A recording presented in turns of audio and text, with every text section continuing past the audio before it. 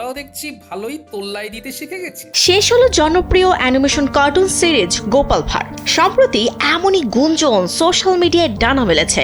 শৈশবের প্রিয় কার্টুন সিরিজের প্রধান চরিত্রের মৃত্যুতে সিরিজটি শেষ, এমন নানা আবেগঘন পোস্ট করা হচ্ছে সোশ্যাল মিডিয়ায়। তাহলে কি সত্যি শেষ গোপাল ভাঁড় সিরিজটি? গোপাল থাকে তো ওই খড়ের চালের ঘরে। সম্প্রতি সোশ্যাল মিডিয়ায় প্রকাশিত একটি ভিডিওতে দেখা যায় গোপাল ভাঁড়ের মৃত্যুতে তার স্ত্রী, নাতি নাতনি, রাজা কৃষ্ণচন্দ্র ও রাজসভার সদস্যরা কান্নায় ভেঙে পড়েছেন। এটি মূলত প্রায় 2 বছর আগে প্রচারিত 1037 নম্বর পর্বের একটি দৃশ্য।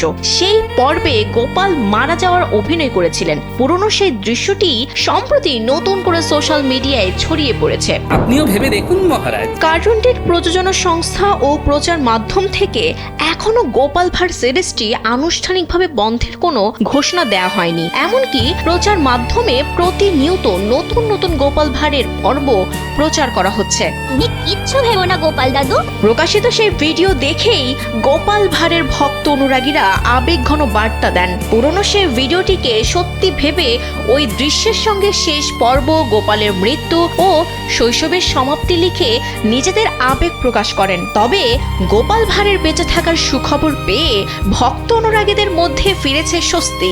এখন প্রশ্ন একটাই, আসলেই কবে শেষ হবে এই কালজয়ী সোনালী কার্টুন? সেই উত্তর জানতে আরো অপেক্ষা করতে হবে দর্শকদের। আমি কিন্তু আপনার কাছে কোনো দান চাইতে আসিনি। বিনোদন ডেস্ক, কালবেলা।